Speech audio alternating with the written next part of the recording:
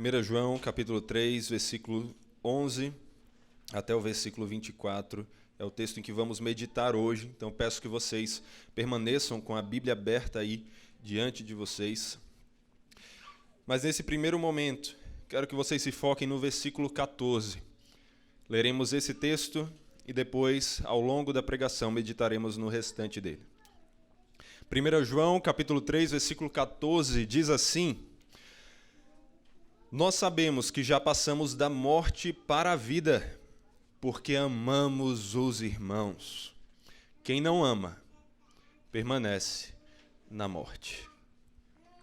Aqui nesse texto, nós vamos ver a Escritura nos ensinando a importância do amor entre irmãos, nos ensinando como os relacionamentos cristãos devem ser marcados pelo amor, como cristãos devem ter amizades profundas.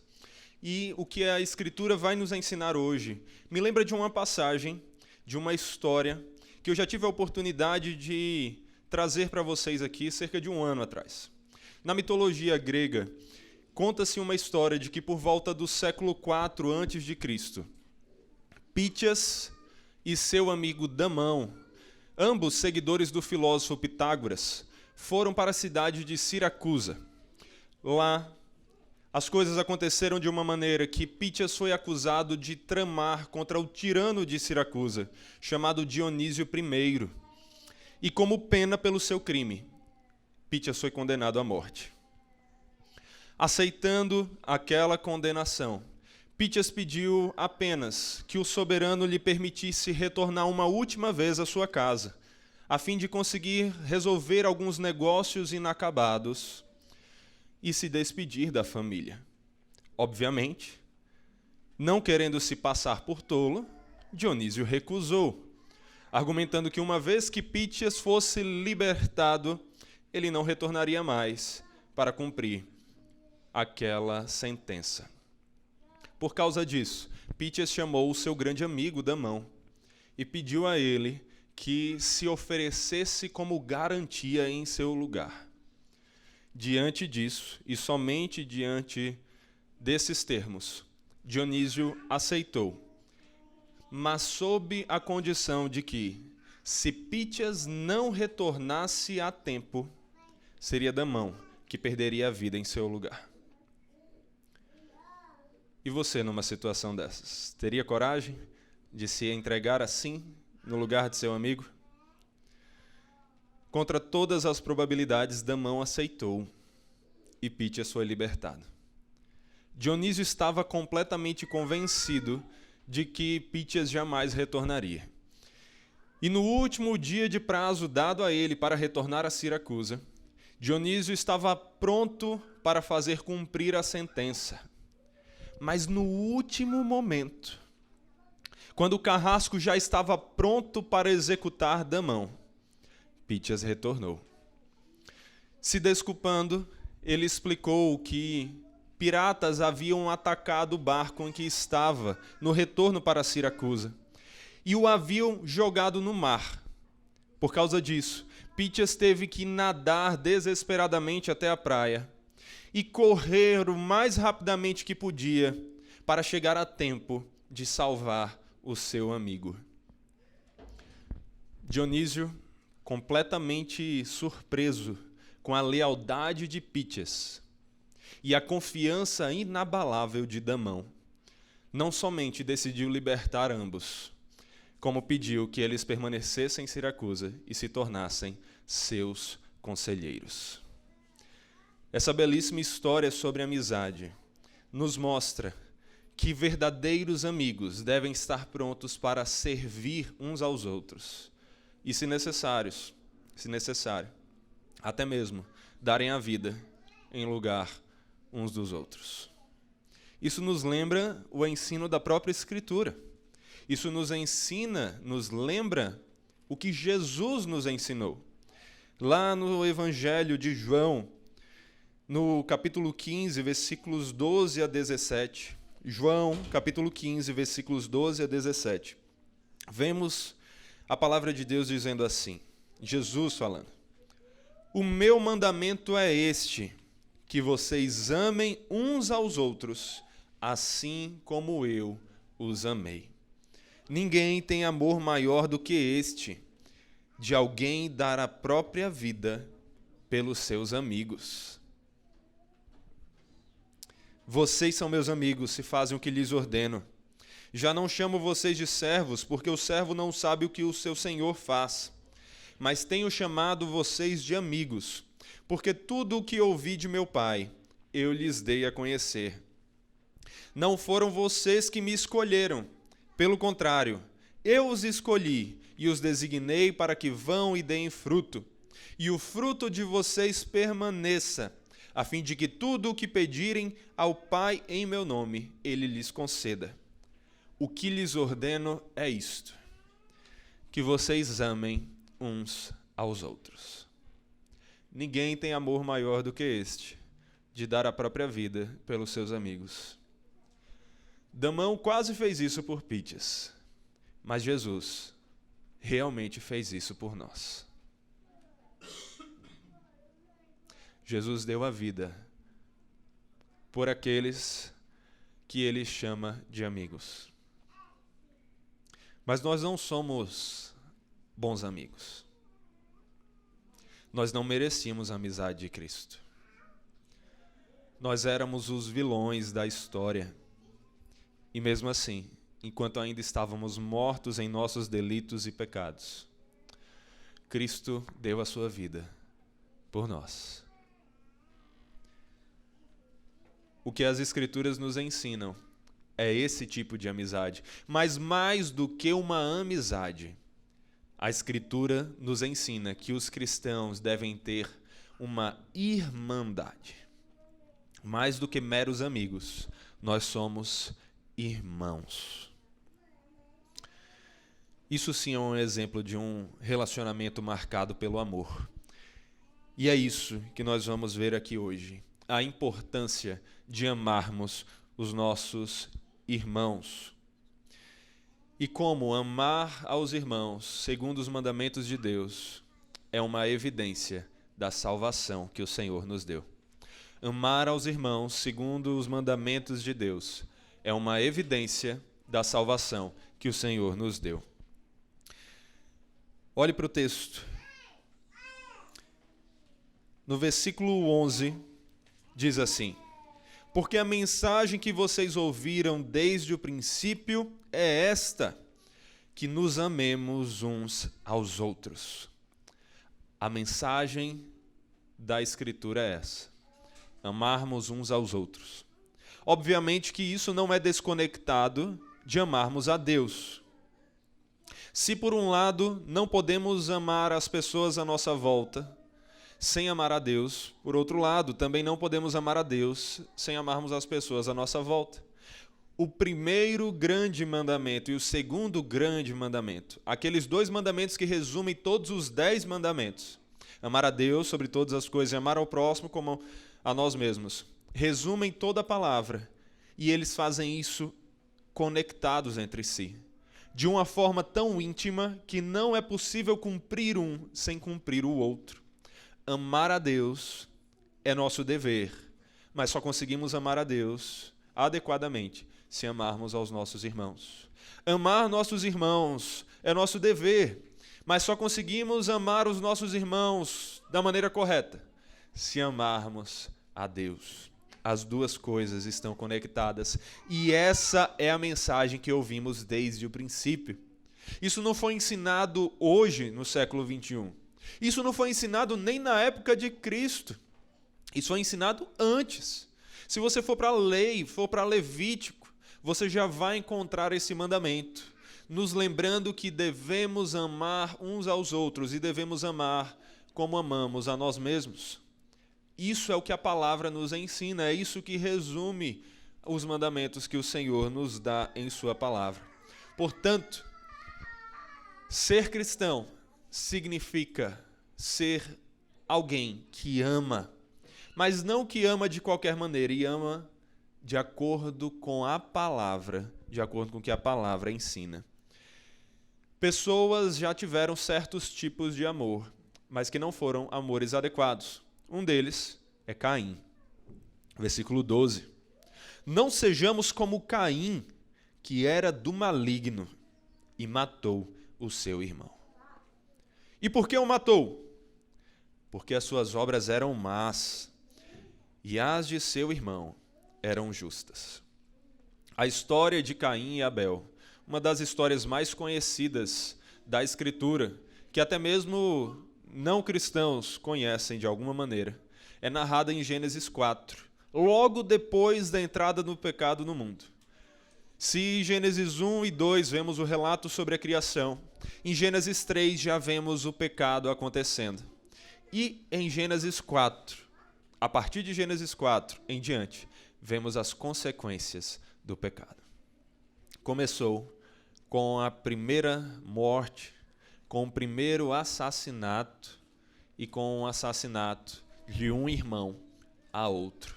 Caim matou Abel. Em Gênesis 4, vemos relatado como Caim e Abel haviam tentado oferecer sacrifícios ao Senhor. E é interessante percebermos que isso é muito antes de que a lei exigisse sacrifícios.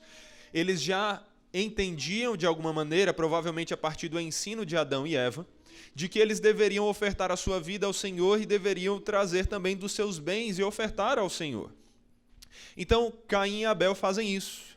Mas enquanto Abel traz das suas primícias, do melhor que tinha, e traz um sacrifício com sangue, como é o tipo de sacrifício que Cristo vai representar e que as Escrituras nos ensinam o tempo todo, o sacrifício de Caim parece não ter sido um sacrifício com fé, um sacrifício feito de qualquer maneira, um sacrifício ali que não agradou ao Senhor. E por causa disso, Caim desenvolveu uma grande inveja de Abel.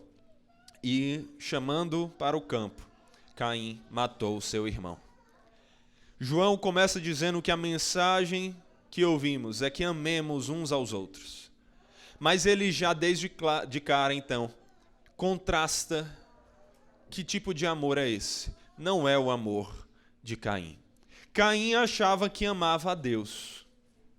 Mas, na verdade, ao demonstrar odiar o seu irmão, não amar o seu irmão, Caim mostrou que não amava ao Senhor. Ele era do maligno. Ele não se autoanalisou como deveria. Ele estava se enganando. E as Escrituras nos alertam. Não sejamos como Caim. João está dizendo aqui para não sermos como aquele que matou o seu irmão. E talvez diante disso você pense, não, mas eu nunca matei meu irmão, estão vivos aqui até hoje, talvez com alguns arranhões de brincadeiras do passado, mas estão vivos aqui até hoje.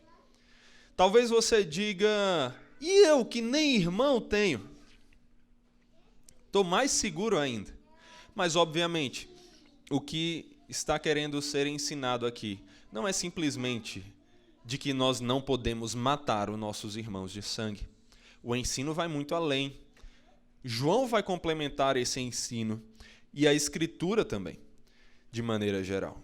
No versículo 15, pule aí do versículo 12 então para o versículo 15, está escrito assim: todo aquele que odeia o seu irmão é assassino.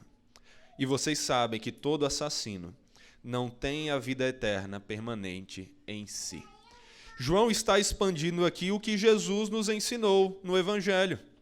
Em Mateus capítulo 5, versículos 21 e 22, Jesus diz: vocês ouviram o que foi dito aos antigos? Não mate. Quem matar estará sujeito ao julgamento? Eu, porém, lhes digo que todo aquele que se irar contra o seu irmão estará sujeito a julgamento. E quem insultar o seu irmão estará sujeito a julgamento do tribunal. E quem chamar o seu irmão de tolo estará sujeito ao inferno de fogo. O que as Escrituras nos ensinam é que assassinar não é somente quando tomamos literalmente, cabalmente a vida de alguém, mas o simples odiar, ofender, guardar rancor contra alguém, já é um ódio capaz de nos fazer diante de Deus como assassinos. A Bíblia nos diz que aquele que odeia o seu irmão é assassino, e os assassinos não têm a vida permanente em si. Você já odiou. Eu não preciso ser profeta para saber disso. Você já odiou, você já teve ódio de pessoas. Talvez você já tenha tido até ódio de mim de alguma maneira. Se foi, espero que não tenha sido por algo errado que eu fiz. Se foi, já lhe peço perdão e depois venha conversar comigo. Mas você já teve ódio pelos seus irmãos, eu já tive.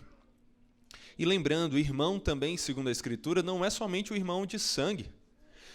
O que os cristãos têm entre si é uma verdadeira irmandade, porque guarde essa verdade. Se você e eu não somos filhos da mesma mãe, ainda assim, somos filhos do mesmo Pai, o Pai Celeste. Somos irmãos de verdade. Nosso Pai nos salvou. Somos irmãos. E nós não devemos odiar uns aos outros. Não é isso que as Escrituras nos ensinam a fazer. Pelo contrário, devemos amar e amar de verdade. O que João está dizendo aqui é que como Caim foi, nós também fomos. Nós somos assassinos aos olhos de Deus nesse sentido. Porque mesmo que não tenhamos tomado a vida de alguém, já o matamos em nosso coração por meio dos nossos ódios, por meio do nosso rancor, por meio das ofensas que fizemos. E ele vai dizer a seguir o que é que acontece com aqueles que não amam aos irmãos, que pelo contrário os odeiam. Versículo 13. Irmãos... Está vendo? João, inclusive, nos chama de irmãos. Irmãos, não se admirem se o mundo odeia vocês. Não se admirem se o mundo odeia vocês, cristãos. Às vezes a gente olha para o mundo e diz, nossa, mas parece que as pessoas não gostam dos cristãos. Parece que eles são contra tudo que os cristãos fazem. Por que você está surpreso? Por que a gente fica surpreso com isso? É por falta de olhar para as Escrituras. Não deveríamos estar surpresos. O mundo jaz no maligno. Aqueles que não estão em Cristo não gostam do viver cristão, do viver de acordo com a palavra. E é por isso que João diz aqui, não se admirem se o mundo odeia vocês. O versículo 14 vai continuar dizendo, nós sabemos que já passamos da morte para a vida, porque amamos os irmãos. Quem não ama, permanece na morte. Todo aquele que odeia o seu irmão é assassino, e vocês sabem que todo assassino não tem a vida eterna permanente em si. Aquele que não ama permanece morto. Permanece morto. Aquele que odeia é assassino, e os assassinos não têm a vida eterna. Está vendo que não basta você dizer eu amo a Deus, enquanto você odeia seus irmãos? Se você odeia seus irmãos, você é assassino. E a palavra nos diz que os assassinos não têm a vida eterna. João diz que o mundo não nos ama porque o mundo permanece morto, mas nós não. Se verdadeiramente estamos em Cristo, se amamos os nossos irmãos, é porque nós passamos da morte para a vida. Sim, nós estávamos mortos. Mas perceba o que é que o texto diz. Ele diz que aquele que não ama permanece morto. Todos estávamos mortos. Mortos em nossos delitos e pecados. Qual é o salário do pecado, cristão? É a morte. Estávamos mortos porque estávamos afastados daquele que é a fonte da vida. Mas Deus, sendo grande em misericórdia, por causa do grande amor com que nos amou, e estando nós mortos em nossos delitos, nos deu vida juntamente com Cristo, porque pela graça somos salvos. Enquanto éramos os vilões, os assassinos, aqueles que mereciam a condenação, Deus veio até nós e Ele nos salvou. E é por isso que, se estávamos mortos, não permanecemos mortos. Passamos da morte para a vida, porque passamos por aquele que é a porta, Cristo Jesus, aquele que faz a transição do mundo das trevas para o reino do seu maravilhoso amor. Cristo é a diferença.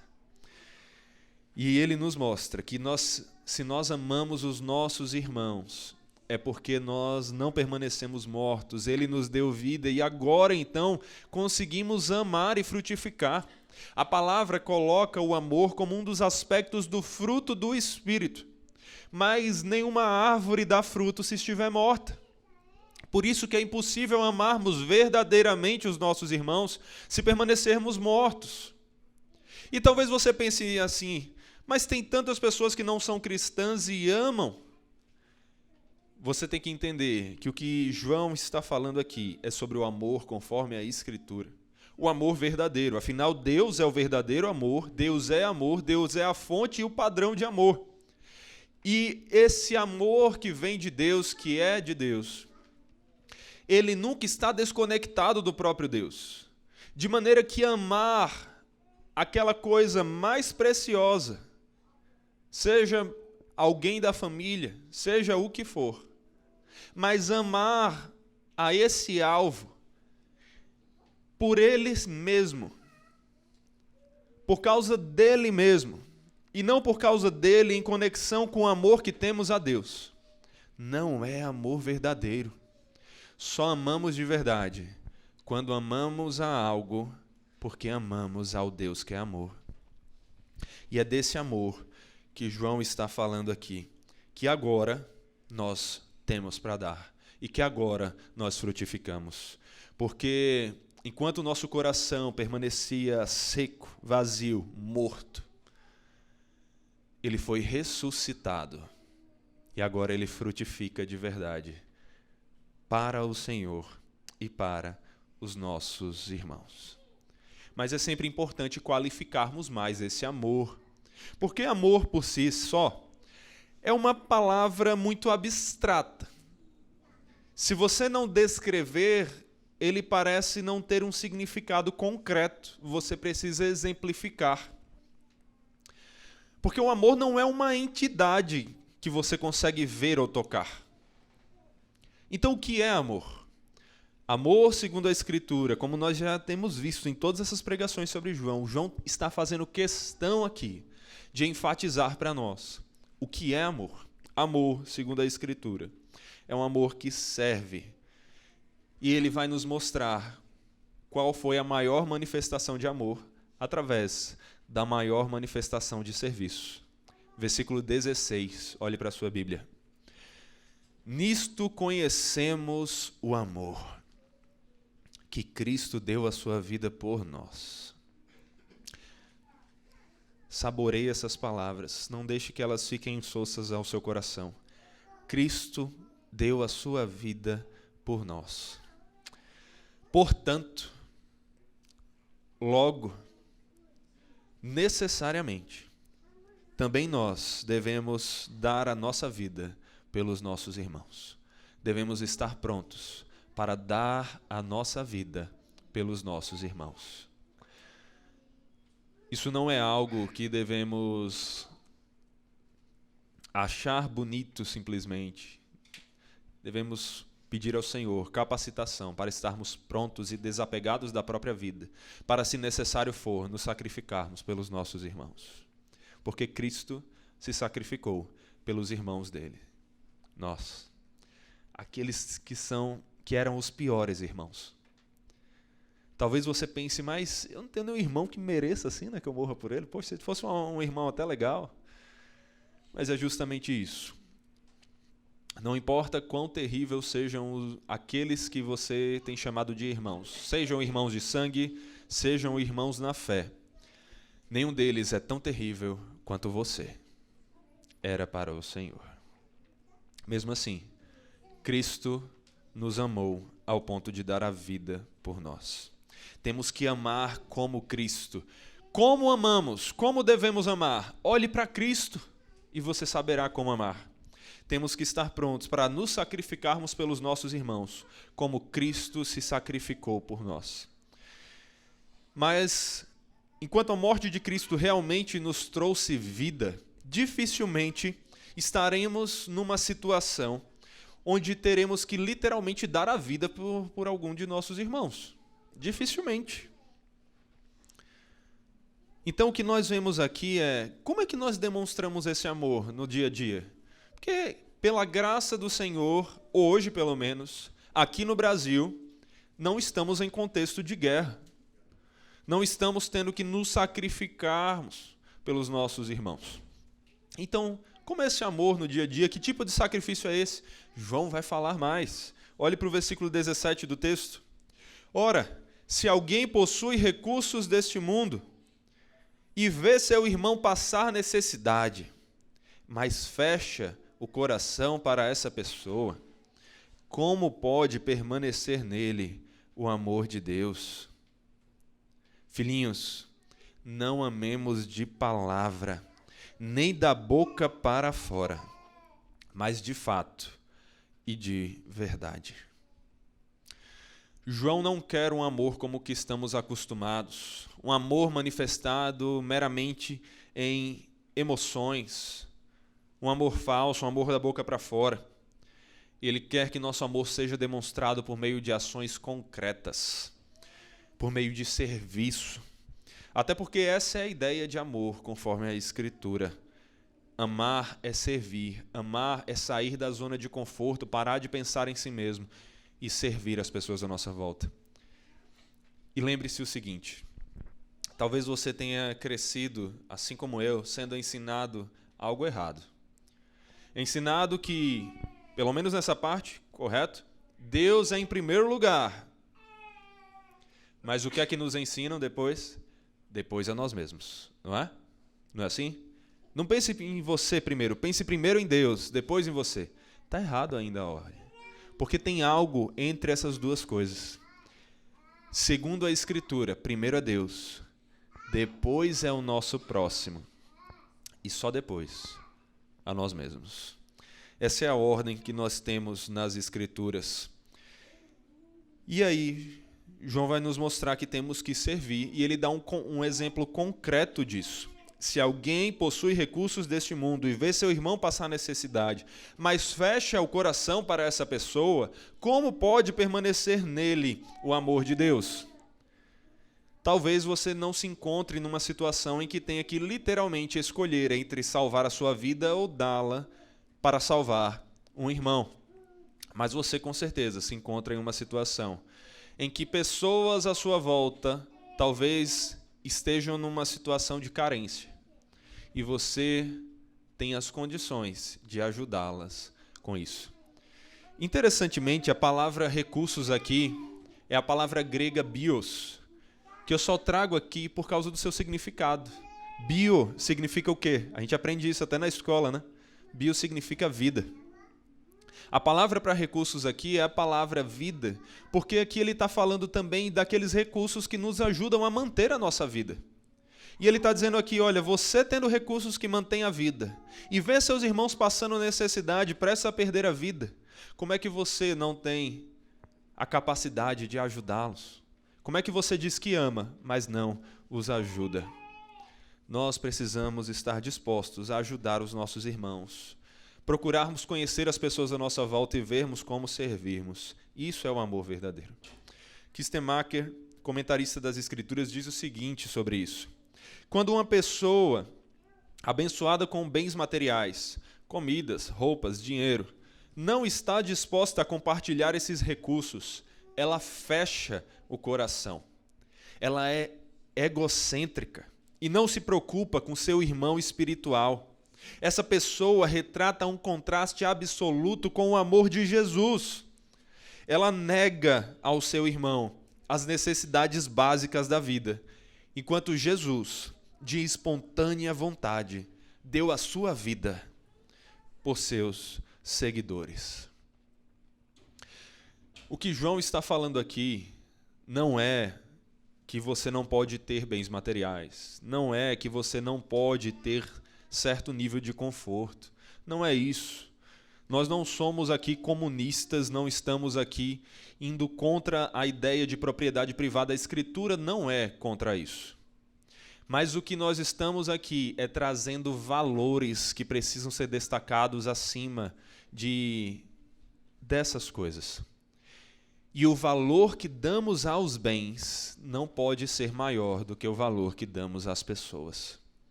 Se nós vemos o nosso irmão passar necessidade, temos condições, precisamos ajudá-lo. Isso não significa, novamente, não termos as nossas próprias coisas.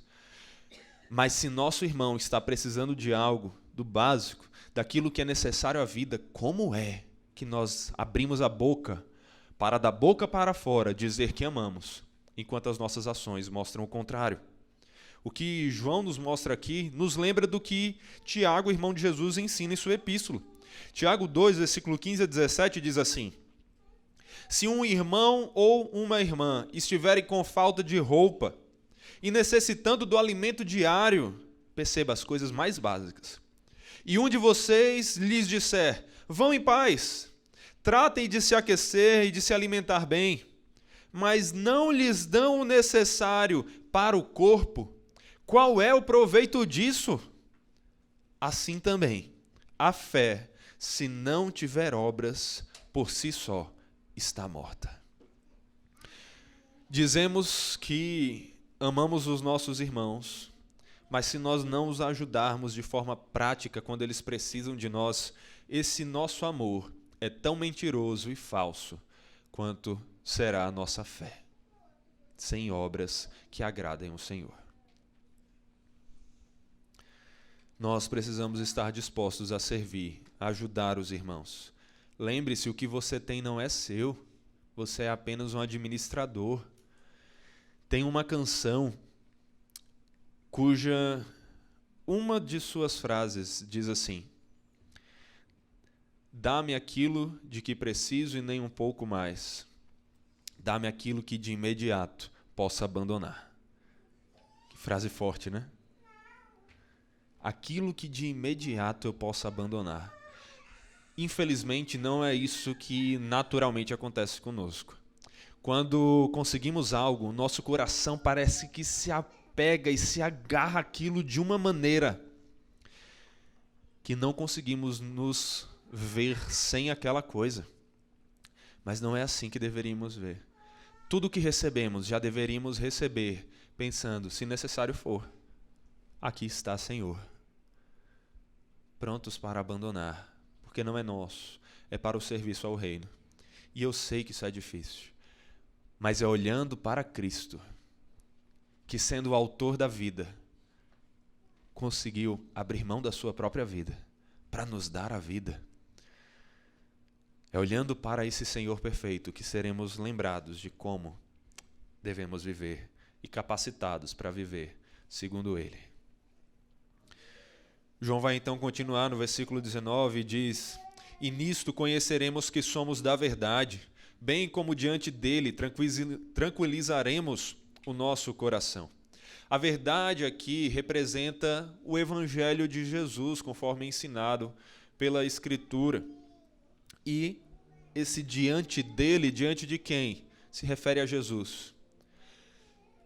Se nós estivermos amando os nossos irmãos, não só da boca para fora, mas com ações concretas, demonstraremos que nós estamos vivendo de acordo com a verdade, de acordo com o Evangelho. E então, nós estaremos em paz diante do nosso Senhor, diante do nosso Salvador. Pois, se o nosso coração nos acusar, versículo 20, Deus é maior do que o nosso coração e conhece todas as coisas. O que João está nos dizendo é que mesmo que algumas vezes o nosso coração pareça nos deixar com certa dúvida a respeito da nossa salvação, se verdadeiramente cremos em Deus, se amamos os nossos irmãos por meio do servir a eles com o desejo de agradarmos ao nosso Senhor, podemos ficar em paz no Senhor. Não devemos basear a segurança da nossa salvação nas variações emocionais que temos, porque há dias em que acordamos mais tristes E nesses dias parece ser mais difícil termos certeza da paz e da salvação que temos com Deus. Mas os nossos sentimentos são volúveis, variáveis, inconstantes. Não deveríamos basear algo tão precioso como a salvação em algo tão incerto como as nossas emoções e os nossos sentimentos. A Bíblia diz que o nosso coração é enganoso, nossas emoções são instáveis. Devemos basear a nossa salvação naquele que é a rocha firme, inabalável e imutável. Só Ele é um solo firme e fértil o suficiente para plantarmos e guardarmos a nossa vida, a nossa salvação. Pois então, se você tem buscado pela graça do Senhor, ainda que de maneira falha, claro, com lutas, claro, mas se você tem buscado amar o próximo por desejo de amar a Deus acima de tudo, se você crê em Deus, não com a fé perfeita, porque fé pequena também é fé verdadeira, e quando você olha para o seu destino eterno, você diz: se não for Cristo, eu estou condenado. Ou seja, você confia somente em Cristo. Se você coloca a sua segurança em Cristo, e como resultado do amor e da fé que você tem em Cristo, você busca amar os seus irmãos com o desejo de agradar a esse Senhor que te salvou. Quando seus sentimentos lhe trouxerem dúvida, não confie neles. Confie naquilo que é concreto. Confie naquilo que é seguro. Confie em Jesus. Como o Hebreus 4, do 15 ao 16 nos diz: porque não temos sumo sacerdote que não possa se compadecer das nossas fraquezas. Pelo contrário, ele foi tentado em todas as coisas à nossa semelhança, mas sem pecado. Portanto, aproximemo-nos do trono da graça com confiança, a fim de recebermos misericórdia e encontrarmos graça para ajuda em momento oportuno. Ainda que seu coração falhar, suas emoções trouxerem dúvidas, se você confia em Cristo e tem buscado, mesmo que de maneira falha, mas buscado viver de acordo com a vontade de Cristo, saiba, você pode se apresentar diante do Deus Todo-Poderoso, Soberano, Justo Juiz, em paz, sabendo que aquele que é o único perfeito reconciliou você com esse Deus. É pelos méritos de Cristo, não é pelas nossas obras, nem mesmo pelo tamanho da nossa fé, muito menos pelos nossos sentimentos variáveis, mas é pelos méritos de Cristo, somente Cristo, que nós podemos nos achegar a Deus. Então, mesmo quando você pecar, não pense: estou em pecado, como eu vou orar ao Senhor? Se esse for ser o pensamento, na verdade você nunca deveria orar. Porque você sempre está cometendo um pecado, um dos mais graves, o mais grave, que é você não ama a Deus no nível que você deveria amar. Sempre estamos falhando no cumprimento do amar a Deus com todo o nosso coração, alma, entendimento e força. Não amamos dessa maneira. Mas não é a nossa pureza que nos dá acesso àquele que é puro. É a pureza de Cristo. Então, mesmo quando você pecar, e principalmente quando você pecar, se aproxime do Pai Celeste. Dobre os seus joelhos e diga: Senhor, me perdoe, me dê a paz e a segurança da salvação, me sare das feridas que eu mesmo trouxe a mim mesmo. Porque é em Cristo que eu me baseio para estar aqui. Cristo é do que nós precisamos.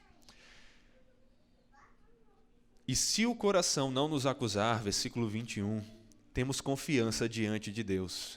E aquilo que pedimos dele, recebemos. porque guardamos os seus mandamentos e fazemos diante dele o que lhe é agradável. Aí é que nós podemos estar em paz mesmo. Se amamos o Senhor e amamos o próximo, ainda que de maneira falha, mas amamos e buscamos viver de acordo com a vontade do Senhor, cuidando do próximo para a glória do nosso Deus, e o nosso coração também nos trouxer paz e não nos acusar, aí é que podemos estar em paz mesmo, tranquilos, certos de que é o Espírito Santo que trabalha em nosso coração, nos dando essa certeza. Mas perceba o seguinte,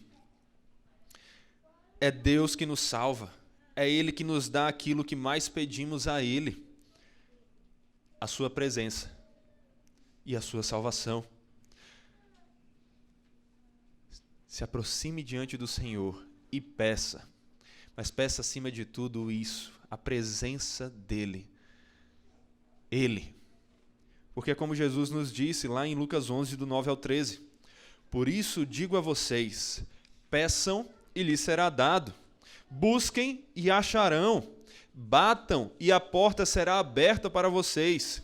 Pois todo o que pede recebe, o que busca encontra, e a quem bate a porta será aberta. Quem de vocês, sendo pai, daria uma cobra ao filho que lhe pede um peixe? Ou daria um escorpião ao filho que lhe pede um ovo? Ora, se vocês, que são maus, sabem dar coisas boas aos seus filhos, quanto mais o Pai Celeste dará o Espírito Santo aos que lhe pedirem. A Bíblia é clara, todo aquele que verdadeiramente invocar o nome do Senhor será salvo. Todo aquele que verdadeiramente invocar o nome do Senhor será salvo. Então invoque o nome do Senhor e descanse na salvação que vem dele. As pessoas muitas vezes entendem mal a doutrina da eleição. Elas acham que a doutrina da eleição é assim. Tem algumas pessoas que não estão nem aí para Deus, e aí Deus elegeu essas pessoas para serem salvas, e por isso elas são salvas. E tem um grupo de pessoas que está aqui, Senhor, me salve, eu te amo, eu quero o Senhor. Não, mas vocês não foram eleitos, vão para o inferno. Não é assim. Todos aqueles que verdadeiramente estão aqui, clamando ao Senhor pela salvação, é porque o Senhor já os salvou, já os regenerou, porque senão eles não seriam nem sequer capazes de reconhecer as coisas espirituais, aquilo que só discerne espiritualmente, que era a condenação que eles tinham e a salvação que eles podem ter somente em Cristo Jesus. Então, saibam, todo aquele que verdadeiramente invocar o nome do Senhor será salvo, até porque só invoca porque o Senhor o fez invocar. Aqui nós estamos vendo João dizendo que quem crê no nome de Cristo e quem guarda os mandamentos do Senhor permanece em Deus. Mas até mesmo crer em Cristo é algo que nós fazemos porque Cristo nos dá a fé de que precisamos para crer. Efésios 2, do 8 ao 9. Porque pela graça vocês são salvos, mediante a fé. E isto, a fé, e isto não vem de vocês, é dom de Deus. É dom de Deus.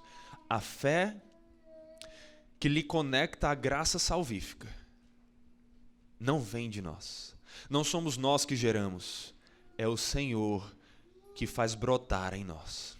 Se cremos nele, não temos mérito, não fomos mais inteligentes do que os outros que não creram.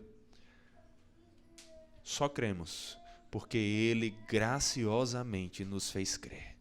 Então até mesmo a sua fé é um motivo não para você se orgulhar e dizer eu criei, por isso me salve, e sim, Senhor, obrigado, porque o Senhor me fez crer e ver a tua beleza e a beleza do teu evangelho. Além disso, essa fé, que sendo uma fé verdadeira, nos leva a amar e a frutificar em boas obras, nos mostra que essas boas obras, esse guardar os mandamentos, também não é algo que fazemos por nós mesmos, pelos nossos esforços. Só fazemos porque Ele nos capacita a fazer, porque Ele nos capacita a frutificar. A Bíblia diz, se você crer em Jesus e você guardar os seus mandamentos, você será salvo. E algumas pessoas podem acabar olhando para isso e dizer, tá vendo? É meritório. Eu tenho que crer, eu tenho que guardar os mandamentos para ser salvo. Sabe por que não é? Porque se você crê, é porque Deus fez você crer. E se você guarda os mandamentos, é porque Jesus está fazendo você frutificar em toda boa obra. É isso que o próprio Cristo nos ensina. Jesus diz, permaneçam em mim e eu permanecerei em vocês. Como o ramo não pode produzir fruto de si mesmo se não permanecer na videira, assim vocês não podem dar fruto se não permanecerem em mim. Eu sou a videira, vocês são os ramos. Quem permanece em mim e eu nele, esse dá muito fruto, porque sem mim nada podeis fazer. Se vocês não permanecerem em Cristo, não podem dar frutos. Se vocês estiverem em Cristo, vocês darão muitos frutos. A Bíblia diz que aquele que guardar o mandamento, os mandamentos do Senhor, será salvo. Como guardaremos? É o próprio Senhor que nos faz guardar. Porque é Ele que nos faz frutificar.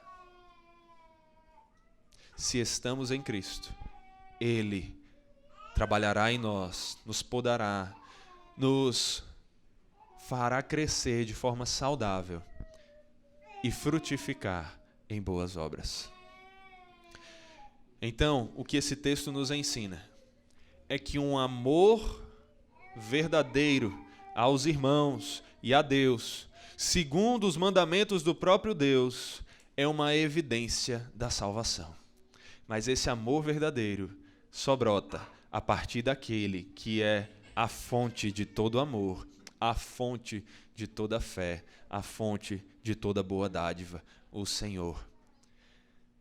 Se você quer ter certeza da salvação, e eu sei que todos nós aqui queremos ter, se já temos, queremos ter ainda mais, se ainda não temos, desesperadamente queremos ter. O que a Bíblia nos diz é, olhe para Cristo, confie em Cristo e busque amar a Ele e ao próximo, segundo o que a palavra ensina. Mas saiba, clame a Ele, clame ao próprio Cristo, e é Ele mesmo que capacitará você a, em sua pequena fé, permanecer firme e a, em seu pouco amor, frutificar em toda boa obra. Mas acima de tudo, sabe o que é que nos dá a certeza da salvação? O texto nos diz que é a ação do Espírito em nosso coração. Olha o que é que o texto diz. E nisto conhecemos que Ele permanece em nós, pelo Espírito que nos deu. É o final do nosso texto. E é o final do que eu tenho para trazer para você hoje. Quer ter a certeza da salvação? Saiba que tudo se resume à ação do Espírito em nós. Testemunhando, testificando em nosso coração de que pertencemos ao Senhor, de que permanecemos nele, nos dando a fé que precisamos para crer em Cristo e o amor que precisamos para entregar aos irmãos e ao nosso Deus como uma oferta agradável a Ele.